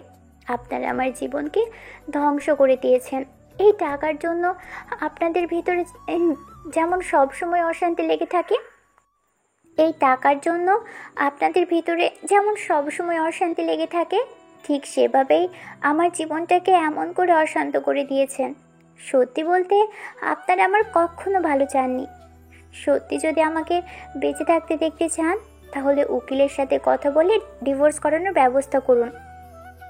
আমি ওরকম অমানুষের সাথে আর থাকতে চাই না। তার সাথে থাকার চেয়ে একা থাকা শ্রেয়।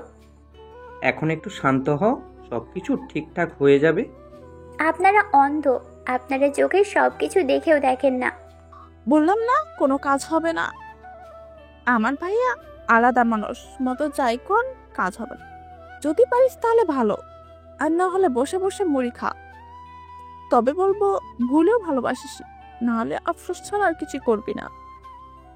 ভাই মন দিস না, যদি তাকে পটাতে পারিস তবেই দিস, কিন্তু এর আগে না, না হলে তোর জন্য বাঁশ অপেক্ষা করছে। তোর দিনকাল কেমন যাচ্ছে? বুঝলাম। আচ্ছা কি করিস, দিনকাল কেমন যাচ্ছে? এই তো ভালো, তোর কি অবস্থা? আমার তো দিনকাল বিন্দাস যাচ্ছে। তোর ভাইয়ের পিএস হয়ে কাজ করতে পারলে আরো ভালো লাগতো। জেগে জেগে স্বপ্ন দেখা বাদ দে মনি। দেখ ভালোভাবে কাজ করিস, আমাকে বকা খাওয়াস না।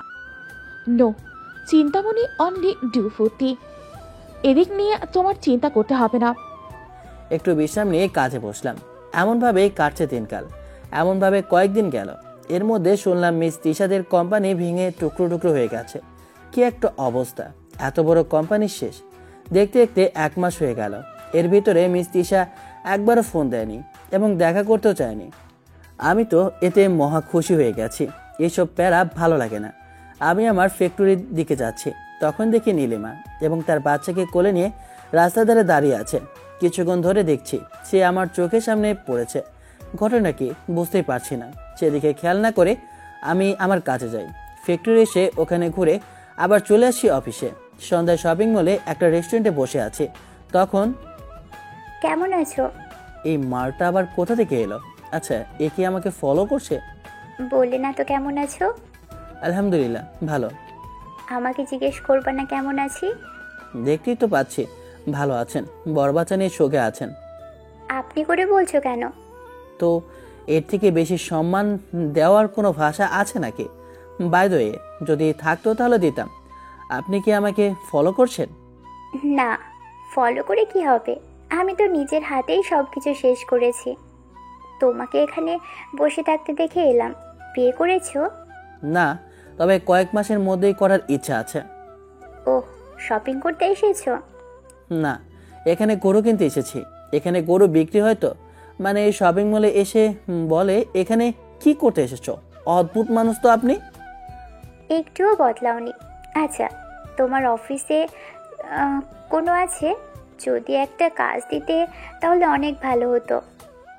আপনার মতো বড় লোকের মেয়ের কাজ করার কি আছে? বাবার টাকা পয়সা আছে। আপনার বড় মনে হয় ভালো পোস্টে আছে, তাহলে সমস্যা কি? ডিভোর্স দিয়ে দিয়েছি। পরের অনেক টাকা পয়সা থাকলেও মানুষ হিসেবে ভালো না। মদ খেয়ে এসে আমাকে মারধর করতো। জুয়া খেলে সব টাকা পয়সা উড়িয়ে দিত। আর আমাকে যৌতুকের জন্য অনেক অত্যাচার করত। ভাবলাম যে শুধরে যাবে, কিন্তু সে কখনো পরিবর্তন হলো না।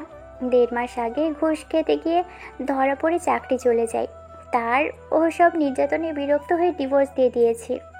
যদি আমার ছেলে না হতো তাহলে হয়তো সুইসাইডের পথ বেছে নিতাম। তোমার সাথে প্রতারণা করার জন্যই হয়তো আমার এমন অবস্থা। আল্লাহ যা কিছু করেন ভালোর জন্যই করেন। আল্লাহর উপর ভরসা রাখুন, দেখবেন অবশ্যই ভালো কিছু অপেক্ষা করছে। সব মানুষ আর একরকম নয়। আর আমার অফিসে বা ফ্যাক্টরিতে কোনো কর্মচারী লাগবে না। আপনার বাবা থাকতে আবার কি চিন্তা? কতদিন বাবার টাকায় চলবো? নিজেকে কিছু একটা করতে হবে। তাহলে কাজ খুঁজে দেখেন। আমার যাবার সময় হয়ে গেছে এখন। বাই। উঠে কফির বিল দিয়ে চলে আসি। শপিং আগে হয়ে গিয়েছিল। শপিং মল থেকে বেরিয়ে গাড়ি নিয়ে চলে আসি বাসায়। ম্যাম, কার জন্য এমন করছেন বলেন তো? কেন, কি হয়েছে? এসেছিলাম শপিং মলে। আপনার ক্রাশকে দেখলাম একটা মেয়ের সাথে। মেয়েটার সাথে একটা বাচ্চাও আছে। আবার দেখলাম মেয়েটা কান্নাও করছে। আরে দেখো, হয়তো ওইটা তার এক্স গার্লফ্রেন্ড আছে। ওই দিক দিয়ে তোমার টেনশন না করলেই হবে। আচ্ছা রাখো, একটু ব্যস্ত আছি। বাসায় এসে ফ্রেশ হয়ে এলাম। রুমে আসার আগে রিপাকে বলেছিলাম যেন চা দিয়ে যায়। ওটাই নিয়ে এসেছে। রিপা আসতেই বললাম, এই তোর বান্ধবীকে সাবধান করে দিবি, না হলে কাজ থেকে বের করে দেব। কেন ভাইয়া? আমার বান্ধবী আবার কি করলো? কেমন করে যেন আমার দিকে তাকিয়ে থাকে, কেমন অঙ্গভঙ্গি করে, যা আমার একদম পছন্দ না। ওর ন্যাকামি আমার পছন্দ নয়। বেশ কয়েকবার সাবধান করেছে, কিন্তু শুনছে না। বেশি রাগালে কাজ থেকে বের করে দেব। দেখো, মনে হয় তোমাকে ভালোবেসে ফেলেছে, তাই এমন করছে। আমার এমন সব মেয়ে পছন্দ না। তোর বান্ধবীকে ভালোভাবে বলে দিবি, না হলে কানের নিচে কয়েকটা থাপ্পড় বসিয়ে দিব। আচ্ছা ঠিক আছে, বলে দিব। বললাম বেশি করিস না, সমস্যা হবে। কিন্তু কে শোনে কার কথা? রিপা চলে গেল। এমনভাবে বেশ কয়েকদিন চলে গেল। তৃপ্তির ব্যবহারটা বেশ পরিবর্তন হয়েছে। গুড, এইটাই তো চাইছিলাম। তৃপ্তি, কিছুদিন ধরে দেখছি তোমার মন খারাপ। বাসায় কোনো প্রবলেম হয়েছে? আরে আপনজন মনে করে বলো, মনটা অনেক হালকা হবে। না স্যার, তেমন কোনো সমস্যা হয়নি। ওকে, তোমার বাসার সবাই ভালো আছে তো? আলহামদুলিল্লাহ সবাই ভালো আছে। ম্যাম কেমন আছে? আলহামদুলিল্লাহ সবাই ভালো। আকাশের জন্য আর আল্লাহর রহমতে ভালো আছি। আকাশ যদি কাজটা না দিত তাহলে তো গার্ডের কাজ করতে হতো, আর অনেকের কাছে অপমানিত হতে হতো। ঠিকঠাক কাজ হচ্ছে কিনা আল্লাহ ভালো জানে। আকাশও কিছু বলে না, ম্যানেজারও কিছু বলে না। খারুজ আমি কিছু করলেই শুধু বকাঝকা করে, একটু ভুল করে বকাঝকা শুরু। এমনি তার শিক্ষক, তাই আপনাকে কিছু বলে না। তেমনই। ক্লাসের সবচেয়ে বদমাইশ ছিল আকাশ। এখনের আকাশ আর তখনের আকাশের ভিতর অনেক পার্থক্য। কতটা চেঞ্জ হয়েছে তোমাকে বললে তুমি বুঝতেই পারবে না। থাক স্যার, আর তার গুণগান করতে হবে না, শয়তান বেড়া। তিশার কোম্পানির সাথে মিটিং আছে, তাই যাচ্ছি। ওনাদের বিভক্তি হবার পর এই প্রথম মিটিং হচ্ছে। ওনার সাথে একটা ডিল করব, যেটায় আমার বেশ ফায়দা হবে, কিন্তু উনি ডিলটা করবেন কিনা জানি না। আজকে কেন জানি বেশ খুশি খুশি লাগছে, কেন এত আনন্দিত নিজেও বুঝতে পারছি না। ওনার অফিসে এসে পার্কিং করে ভেতরে এলাম, দেখি তিথি আসছে। কি অবস্থা মিসেস তিথি, কেমন আছেন আপনি?